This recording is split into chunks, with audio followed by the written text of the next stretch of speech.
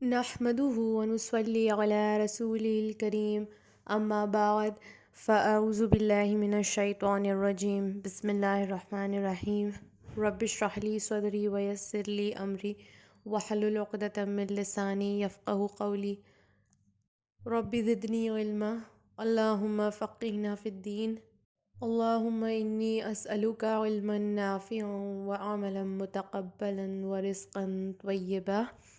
السلام علیکم ورحمۃ اللہ وبرکاتہ۔ لاسٹ ماڈیول میں ہم نے یہ جانا کہ کیسے بنی اسرائیل کے پاس جو ایکسکیوزز ہیں نافرمانی کرنے کے، وہ کیسے ان کے پاس تمام ہیں، اور کیسے اللہ تعالیٰ اپنی لعنت بھیجتا ہے ایسے لوگوں پر جو سچ باتیں جاننے کے باوجود دین میں مخالفت کرتے ہیں، دین کا مذاق بناتے ہیں اور دین کو نہیں مانتے ہیں اور دوسروں کو بھی ماننے سے پیچھے کھینچتے ہیں۔ تو ہم نے یہ جانا کہ کیسے وہ جادو سیکھتے تھے ان لوگوں سے، اور جادو بھی کیسا کہ شوہر بیوی میں دوری، علیحدگی پیدا کرنے والا۔ تو اللہ تعالیٰ نے یہ بھی فرما دیا، یہ بھی واضح کر دیا کہ چاہے ہم کتنا بھی سوچ لیں کہ یہ دوسروں کے نقصان کا کام ہے، وہ سامنے والے کو نقصان تب تک نہیں پہنچا سکتا جب تک اللہ تعالیٰ کا اذن نہ ہو۔ اور اس سے کیا ہو، سامنے والے کو تو نقصان نہیں ہوا، لیکن جو نقصان کرنا چاہتا ہے اس کا آخرت میں بہت بڑا نقصان ہو گیا۔ اور جو کافرین ہے، جو شیاطین سے جو انہوں نے مدد لے کے یہ جادو سیکھا ہے، تو یہ ان پر ہی بھاری پڑنے والا ہے آخرت میں۔ اسی کی ایکسٹینشن آگے کی آیاتیں ہیں، اور بنی اسرائیل موسیٰ علیہ السلام کی قوم، موسیٰ علیہ السلام کے دور میں انہوں نے جو ساری مخالفتیں کی، انہوں نے جو ایک ریبیل کیا، جو بھی چیزیں ان کے سامنے آئیں، اور اس کے بعد جیسے ہم نے یہ جانا کہ کیسے آپ صلی اللہ علیہ وسلم کو بھلے ہی وہ ایسے پہچانتے تھے جیسے اپنے بیٹوں کو پہچانتے ہیں، اس کے باوجود ان کا انکار کیا۔ تو اب آپ صلی اللہ علیہ وسلم کا دور ہے، آپ صلی اللہ علیہ وسلم اس قوم کے پیغمبر ہیں اور بنی اسرائیل ان کا انکار کر رہے ہیں۔ تو اللہ تعالیٰ نے بنی اسرائیل کے دور میں آپ صلی اللہ علیہ وسلم کے جو صحابہ کرام تھے، جو آپ صلی اللہ علیہ وسلم کے فالوورز تھے، ان سے کہا یا ایھا الذین آمنوا لا تقولوا راعنا وقولوا انظرنا۔ تو انہوں نے فرمایا کہ جب کبھی بھی آپ نبی صلی اللہ علیہ وسلم سے بات کرنا چاہیں، اور اگر آپ کو کوئی ایسی چیز ہے جو آپ کو نہیں سمجھ میں آ رہی، کیونکہ آپ صلی اللہ علیہ وسلم سے بہت سارے مسائل پوچھنے صحابہ کرام جاتے تھے، تو اگر ان کو کوئی چیز نہیں سمجھ میں آتی ہے تو وہ کہتے تھے رائنا۔ ٹھیک ہے، یہاں پر ہے لکھا ہوا لا تقولوا رائنا۔ تو یہ اس طریقے سے مطلب کہ اس کا مطلب ہوتا ہے pardon me please, I beg your pardon, please ہماری طرف اپنا رجوع کریں، ہیلپ اس، اس طریقے یہ مطلب ہوتا ہے اس کا۔ لیکن یہودیوں نے کیا کیا، اس کا مذاق اڑانے کے لیے رائنا اس طریقے سے اس کو لمبا کر کے ایکسٹینڈ کرا۔ تو اس سے کیا ہوا کہ اس کا میننگ چینج ہو گیا، مذاق میں وہ اس طریقے سے یہ ورڈ کو یوز کرتے تھے۔ اس کا مطلب ہوتا ہے چرواہے، او چرواہے، تو میننگ آپ دیکھ رہے ہیں پورا الٹ ہو گیا۔ تو یہی یہاں پر قرآن پاک میں بھی جب ہم پڑھتے ہیں تو ہر لفظ کا صحیح معنی نہ بدل جائے، اس کی ہمیں انشور کرنا پڑتا ہے۔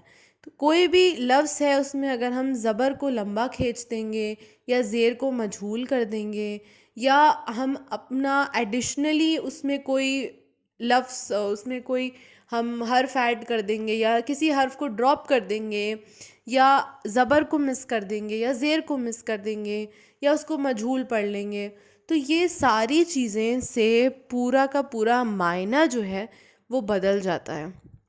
اسی لیے میں اس کی ڈیٹیل میں نہیں جاؤں گی کہ کیا ایگزامپلز ہیں یا کیا اس کے تمام مسائل ہیں، لیکن میں بس یہی انکریج کروں گی آپ سب لوگوں سے کہ جب آپ بھی قرآن پاک پڑھیں تو اس کو تجوید کے ساتھ، اس کے پراپر رولز کے ساتھ پڑھنے کی کوشش کریں۔ کہیں ایسا نہ ہو کہ ہم ایک ثواب کا کام، ہم نیکیاں بٹورنے کے لیے قرآن پاک کو کھولا تھا اور ہمارے اوپر یہ ہم گناہ میں مبتلا ہو جائیں کہ ہم مجہول اس کو پڑھ رہے ہیں یا اس کو غلط پڑھ رہے ہیں، ہم نے نعوذ باللہ ایسی کوئی بات ہم نے ہمارے زبان سے نکل گئی جو ہمیں بھی اس کا علم نہیں ہے کہ ہم سے کوئی غلط بات زبان سے نکل گئی، جبکہ ہم اپنی نیکی بٹورنے کے لیے قرآن پاک کو پڑھنے بیٹھے تھے۔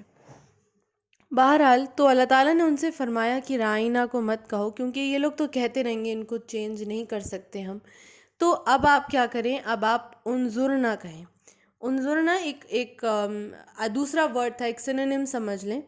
تو اس طریقے سے آپ ان سے جب بھی آپ کو کوئی مسئلہ نہیں سمجھ میں آئے تو آپ ان سے اس طریقے سے بات کریں، اس طریقے سے ان کا، اگر آپ چاہتے ہیں ان کی ہیلپ، اگر آپ چاہتے ہیں اس چیز کا ریپیٹیشن، تو آپ اس طریقے سے ان کو مخاطب کر کے کہیں. کیونکہ یہودیوں کو ہم چینج نہیں کر سکتے، ان کی تو نیت خراب ہی ہے. لیکن جو خالص مومن ہیں، جو اہل ایمان ہیں، ان سے یہ کہا گیا ہے کہ اس لفظ کو بدل دو.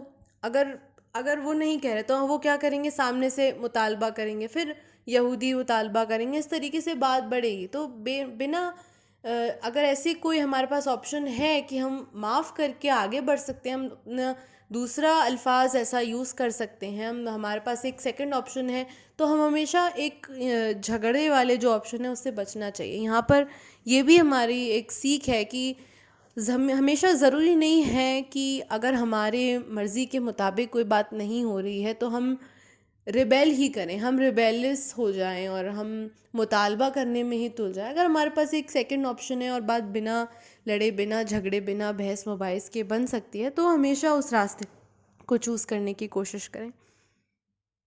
لیکن یہ بھی کہا کہ کوشش کرو کہ ایک بار میں ہی سمجھ جاؤ. زیادہ پسندیدہ تو یہ ہے کہ ایک ہی بار میں سمجھ جاؤ، لیکن اگر نہیں ہے تو انظرنا کہہ کے آگے بڑھے. تو یہ ان کے لیے ہدایت تھی. پھر فرمایا کہ ما یود الذین کفروا من اہل الکتاب ولا المشرکین ان ینزل علیکم من خیر من ربکم. تو ان لوگوں سے، خالص مومنوں سے، اہل ایمان سے یہ مخاطب کر کے ان کو کہا جا رہا ہے کہ یہ تو چاہتے ہیں، یہ لوگ تو چاہتے ہیں کہ تم لوگ مشرکین میں سے بن جاؤ، تم اپنا دین ایمان چھوڑ کے ان کا ساتھ دینے لگو، کیونکہ یہ لوگ تمہیں گمراہی میں ہمیشہ سے ڈالنا چاہتے ہیں، خود تو گمراہی میں ہیں اور تمہیں بھی وہیں کھینچنا چاہتے ہیں. تو یہ تو کبھی نہیں چاہیں گے کہ کوئی بھی اچھی بات تمہارے سامنے آئے، تم کوئی بھی اچھی بات کرنے جاؤ، یہ اس میں ایک روڑا بن کے آئیں گے ہی آئیں گے. کیونکہ یہ لوگ نہیں چاہتے کہ تم کسی بھی اچھے کام میں مبتلا رہو. تو لوگ ہمارے ساتھ ہمیشہ ایک کولڈ وار میں رہیں گے، کیونکہ ہم اگر ان کی بات نہیں مانتے ہیں، وہ ہمیں غلط بات، ہمیں پتہ ہے وہ ہمیں غلط بات کے لیے کی طرف کھینچ رہے ہیں، اگر ہم ان کی بات نہیں مانیں گے تو وہ ہمارے ساتھ عداوت کریں گے، ہمارے ساتھ دشمنی رکھیں گے. آپ صلی اللہ علیہ وسلم کے ساتھ ہوا تو ہم کیا چیز ہیں. لیکن ہمارا پہلا یہ کام ہے کہ ہم پہلے تو خود پرہیز کریں، اور دوسرا یہ ہے کہ جب دوسروں کو ہم غلط کسی کام میں مبتلا ہوتے ہوئے دیکھیں تو اس کو اس ایکٹیویٹی سے روکیں، اور اس کو اس ایکٹیویٹی سے روکنے کی کوشش کرنے کے بعد ایک اچھا آلٹرنیٹیو بھی دیں. ٹھیک ہے، کیونکہ اسلام جو ہے نا وہ اخلاق سے اظہار ہوتا ہے. تو اگر آپ ہمیشہ لڑنے میں، بحث میں، بھلے ہی آپ دین کے نام پہ کر رہے ہیں، لیکن اگر ہمارے پاس ایک ایسا آپشن ہے جس کو ہم چوز کر سکتے ہیں اور جس میں ایک پیس ہے، ایک نان وائلنس ہے، تو ہمیشہ اس راستے کو استعمال کریں. ہمیشہ دوسروں کے ساتھ اچھا سلوک کرنے کی کوشش کریں. یہ بات ہم پہلے بھی پڑھ چکے ہیں. کیونکہ ہم جو بھی اچھا کام کر رہے ہیں وہ اللہ کی رضا کے لیے کر رہے ہیں. لوگ ہمیں روکنے آئیں گے لیکن ہم اللہ تعالیٰ کے لیے کر رہے ہیں. اور حدیث میں آتا ہے کہ لوگوں کی محبت یا ان کی حسد یا ان کی نفرت تمہیں فائدہ تب تک نہیں دے سکتی، تمہیں نہ فائدہ دے سکتی نہ نقصان نہیں دے سکتی، تب تک جب تک اللہ تعالیٰ نہ چاہے وہ سب لوگ ایک ہو جائیں، لیکن جو اللہ تعالیٰ نے لکھ دیا ہے وہی ہوگا. اس کے آگے آتا ہے واللہ یختص برحمتہ من یشاء، اور اللہ جس کے لیے چاہتا ہے اپنی رحمت کو خاص کر دیتا ہے. اگر ہم اللہ تعالیٰ کی طرف ایک قدم بڑھائیں گے تو ہمارے لیے آگے کے ہزاروں قدم چلنا ہمارے لیے اللہ تعالیٰ بہت آسان کر دے گا. بس دل میں ایمان ہو، شک نہ ہو، ایک اطمینان ہو، اور اللہ تعالیٰ پہ پورا یقین ہو، اور اپنی تعلیمات پر غور و فکر ہو کہ ہم کیسے اس میں اضافہ کریں تاکہ ہمارے عمل بھی درست ہو جائے۔ اس کے بعد اللہ تعالیٰ کی طرف بنی اسرائیل نے ایک اور اپنا ایک اعتراض ظاہر کیا، کیونکہ وہ دین کو مذاق بنانے میں انٹرسٹڈ تھے، تو وہ کسی اور چیز میں ان کا ٹائم، سارا ایفرٹ، سارے ریسورسز، ان کا پورا دھیان اسی میں رہتا تھا کہ کیسے لوگوں کو دین سے دور کیا جائے۔ تو ایک اور اعتراض انہوں نے ظاہر کیا کہ ایک آیت آتی ہے قرآن پاک میں، پھر وہ پچھلی، اکثر یہ ہوتا ہے کہ یا تو ایک آیت آتی ہے اور وہ پچھلی والی بات کو کاٹ دیتی ہے، یا پھر ایسا ہوتا ہے ایک آیت آتی ہے اس کے ایکسٹینڈڈ ورژن میں دوسری بات آتی ہے۔ تو قرآن کے اندر جو آیاتیں ہیں اس میں اتنا ڈفرینس کیوں ہے؟ ایک بات میں ہی وہ لوگ ایسا کہتے ہیں کہ ایک بار میں ہی جو فائنل بات ہے وہ کیوں نہیں آتی ہے، نعوذ باللہ۔ تو یہ بیسیکلی وہ آیات جو تھی قرآن پاک میں کافی جگہ جو احکامات آئے ہیں پھر ان کو منسوخ ہو گئیں وہ ساری آیات جن میں یہ احکامات آئے ہیں۔ تو یہ جو ایک امینڈمنٹ ہے جس کو کہتے ہیں نس کہتے ہیں امینڈمنٹ کو، اور اس کے بہت سارے ٹائپس ہوتے ہیں، تو میں شارٹ میں، بریف میں آپ کو ایگزامپل کے ساتھ بتاؤں گی تو شاید بیٹر سمجھ میں آئے گا۔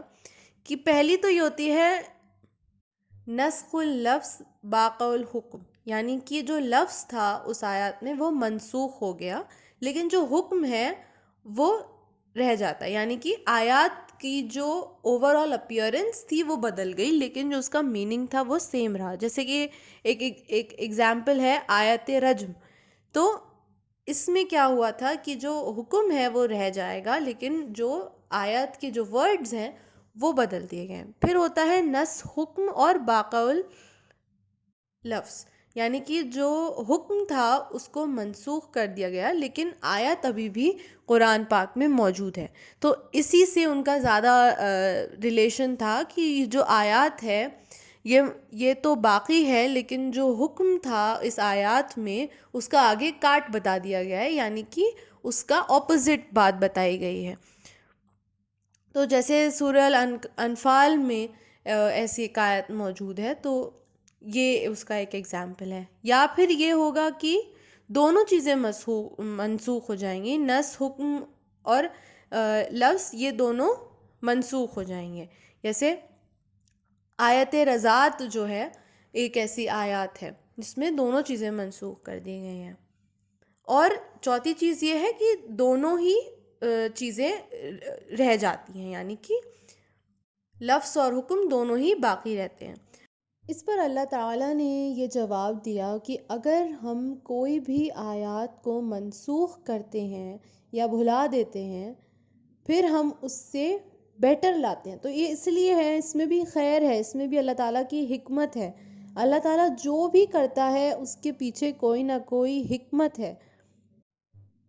اللہ تعالیٰ فرماتا نا او ننسیہا نأتی بخیر منہا او مثلہا، تو یہاں پر یہ بتایا جا رہا ہے کہ کوئی بھی ایسی چیز منسوخ ہوتی ہے یا اس کو بھلا دیا جاتا ہے یا اس کو omit کر دیا جاتا ہے تو اس لیے کیا جاتا ہے کہ اس سے ایک بیٹر آیات، کیونکہ دور جیسے جیسے بدلتا رہتا ہے تو اس دور کے حساب سے جو آیات فٹ ہوتی ہے، جو وہی فٹ ہوتی ہے وہی آتی ہے۔ تو یہ لوگ جو اس کا مطالبہ کر رہے ہیں، کیا یہ لوگ نہیں جانتے الم تعلم ان اللہ علی کل شیء قدیر؟ کیا یہ لوگ یہ نہیں جانتے کہ اللہ تعالیٰ ہر چیز پر قدرت رکھنے والا ہے؟ آیات بدلتی لیکن اللہ تعالیٰ کی اس کے پیچھے حکمت ہے۔ اللہ کو کسی کی رضامندی کی ضرورت نہیں ہے، اللہ تعالیٰ کسی کے چاہنے یا نہ چاہنے سے اپنے حکم میں تبدیلی نہیں کرتا ہے۔ تو جیسے روزے کا حکم تھا فار ایگزامپل، پہلے یہ تھا کہ اگر کوئی روزہ نہیں رکھ سکتا، کوئی اتنی قوت نہیں رکھتا ہے تو وہ اس کا فدیہ دیتے، لیکن وتھ ٹائم اس میں چینجز ہوئے کہ اب ہر انسان پر روزہ فرض ہے، لیکن اگر وہ بہت اتنا زیادہ ضعیف ہے کہ اس کا امپروومنٹ کے کوئی چانسز ہی نہیں ہے یا وہ مجنون دیوانہ ہے یعنی کہ مینٹلی انسٹیبل ہے، تو اس کے لیے یہ ایکسیپشن ہے۔ لیکن باقی لوگوں کے لیے اگر وہ نہیں رکھ پا رہے ہیں اس ٹائم پہ تو بعد میں جا کے اس کو پورا، اسی گنتی کو، اس کے شمار کو پورا کرنا ان پر فرض ہے۔ تو یہ چینج ہوتا ہے۔ جیسے شراب کا حکم کافی عرصے تک آتا رہا کہ پہلے شراب حلال تھی، پھر اس کے بعد یہ ہے پسندیدہ نہیں ہے، پھر اس کے بعد تھوڑے ٹائم بعد یہ ہوا کہ یہ بالکل اب حرام ہو گئے. تو ایک دم سے کوئی بھی چیز چینج نہیں آتی دین میں. تھوڑا سا اللہ تعالیٰ اپنے بندوں کو مینٹلی پریپیئر کرتا ہے، ان کے ایک عادت میں اس کو شمار کرنے کی کوشش کرتا ہے تاکہ اسلام ان کے لیے آسان ہو جائے، کیونکہ اسلام ویسے بہت آسان دین ہے اور اللہ تعالیٰ اپنے بندوں کے لیے اس کو اور آسان کر دیتا ہے اپنے اذن سے، اپنے کرم سے. کیا یہ لوگ یہ بھی نہیں جانتے کہ اللہ تعالیٰ کے پاس ہی پورے جہان کی ملکیت ہے؟ علم تعلم، کیا یہ لوگ یہ بھی نہیں جانتے ان اللہ لہ ملک السماوات والارض، پوری بادشاہت، تمام بادشاہت اللہ تعالیٰ کے لیے ہی ہے، اور ہمارا کام کیا ہے؟ صرف اور صرف اس کے حکم کی اطاعت کرنا ہے. اور پھر اللہ تعالیٰ عالم اسلام کو، اہل ایمان کو وارن کر رہا ہے. ام تریدون ان تسألوا رسولکم کما سئل موسیٰ من قبل ومن یتبدل الکفر بالایمان. تو یہاں پر ان لوگ کو وارن کر رہا ہے کہ کیا جیسے کافروں نے مطالبے کیے، سوال پہ سوال کیے، مباحثوں میں پڑے، کیا تم بھی کرنے بیٹھ جاؤ گے؟ یہ تو وارننگ ہے کہ کہیں تم بھی اس میں نہ پڑ جانا. زیادہ ڈیٹیلز انکوائر کرو گے تو اس سے علم بڑھے گا، پر پھر عمل کرنا پڑے گا. تو یہ لوگ جیسے سوال کرے تھے نا، جیسے موسیٰ علیہ السلام سے انہوں نے سوال کیا کہ گائے کیسی ہو، پھر مشکل میں پڑ گئے. ایسے ہی کوہ طور پر جا کر انہوں نے کہا کہ اللہ تعالیٰ کو دیکھنے کی انہوں نے اپنی جو خواہش تھی اس کو ظاہر کیا، تو کیا ہوا؟ ان پر ہی الٹ ہو گیا نا، پھر ان پر ہی عذاب الہی آیا. تو زیادہ مطالبے کرنا، زیادہ دین میں زیادہ کویسچننگ پسندیدہ نہیں ہے، کیونکہ جب آپ کویسچن کرتے ہو اور آپ کو اس کا آنسر مل گیا تو اس کے بعد پھر اگر آپ اس پہ عمل نہیں کرتے ہیں تو پھر اگر آپ اپنی وشفل تھنکنگ کرتے ہیں تو وہ سوال پوچھنے کا فائدہ نہیں ہے. اگر آپ نے سوال پوچھا تو آپ اس پہ عمل کیجیے. لا علمی میں کیے گئے گناہ معاف ہیں، لیکن علم کے ساتھ کیے گئے گناہ، جانتے بوجھتے کیے ہوئے گناہ، اس کا بہت سخت عذاب ہے.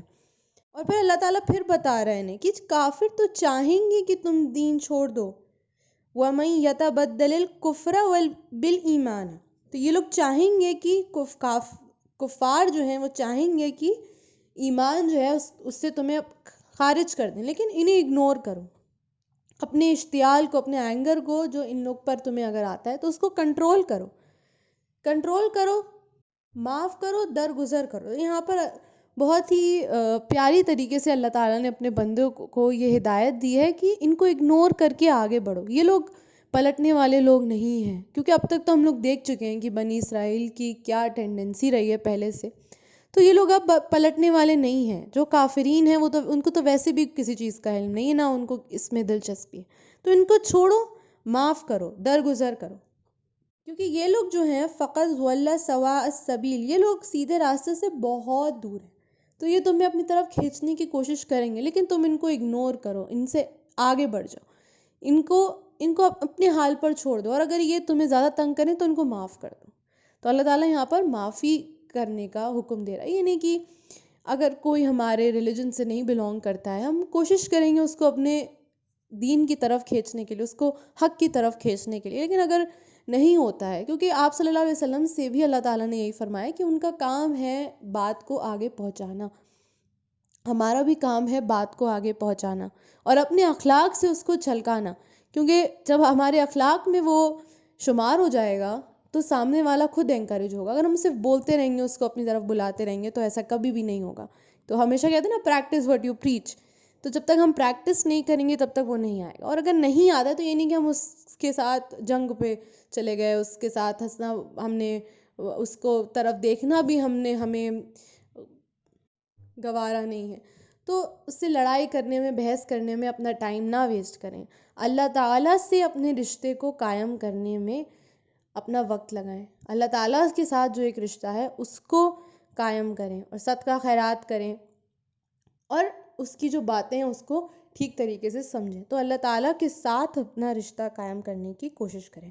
تو ان لوگوں کو کیا کرو؟ فاعفوا واصفحوا، معاف کرو اور آگے بڑھو. اور کیوں ایسا کرو؟ کیونکہ یہ لوگ نہیں پلٹنے والے، کیونکہ یہ لوگ حسد کے مریض ہیں. اللہ تعالیٰ فرماتے ہیں حسدم من عند انفسہم من بعد ما تبین لہم الحق. تو یہ جو حق ہے یہ ان کے سامنے ہوتے ہوئے بھی کیوں اس کو اگنور کریں؟ کیونکہ ان کے دل میں حسد ہے، یہ نہیں مان سکتے، ان کی ایگو کے خلاف ہے۔ اگر انہوں نے مان لیا کہ آپ صلی اللہ علیہ وسلم رسول ہیں تو ان کی بادشاہت، ان کی سوسائٹل پوزیشن کا کیا ہوگا؟ اس پر یہ لوگ سمجھتے ہیں کہ دھبا لگ جائے گا کہ ہمارے میں سے وہ نہیں ہے، تو اس لیے یہ حسد کے مریض ہیں، یہ نہیں پلٹنے والے ہیں۔ اور حسد تو اگر دل میں آ جاتی ہے تو دل کو راکھ کر دیتی ہے، دل کا حال ایسا ہو جاتا ہے جیسے سوکھی لکڑی کو اگر ہم آگ لگا دیں تو اس کا جو حال ہوتا ہے دل کا وہی حال ہوتا ہے اگر حسد آ جائے۔ تو فاعفو واصفحو، ان لوگوں پہ بحث مباحثے، یہ چیز ہم نے سیکھی کہ بحث مباحثوں میں اپنا وقت ضائع نہ کریں، وقت بہت کم ہے، کام کرنے کو بہت زیادہ ہے، اللہ تعالیٰ کی رضا پانی ہے تو اس کے لیے کام بہت کرنا ہے، جتنا ہم نے کیا ہے اتنا کافی نہیں ہے، تو اللہ تعالیٰ کے ساتھ رشتہ بنانے میں اپنے خود کو لگائیں، اپنا وقت لگائیں، اپنا پیسہ لگائیں، اپنا مال لگائیں، اور ان لوگوں کو اپنی طرف کھینچنے کی کوشش کریں۔ لیکن جب ہم اللہ تعالیٰ سے اپنا رشتہ قائم کریں گے تو ہمارا اخلاق ایسا ہو جائے گا کہ انشاءاللہ تعالیٰ سب لوگ اسلام کی طرف آ جائیں گے انشاءاللہ تعالیٰ۔ لیکن اگر کوئی نہیں آتا ہے تو پھر اس کو اگنور کر کے، معاف کر کے آگے بڑھیں انشاءاللہ تعالیٰ۔ وآخر دعوانا ان الحمد للہ رب العالمین، سبحانک اللہم وبحمدک، اشہد ان لا الہ الا انت، استغفرک واتوب الیک۔ السلام علیکم ورحمۃ اللہ وبرکاتہ۔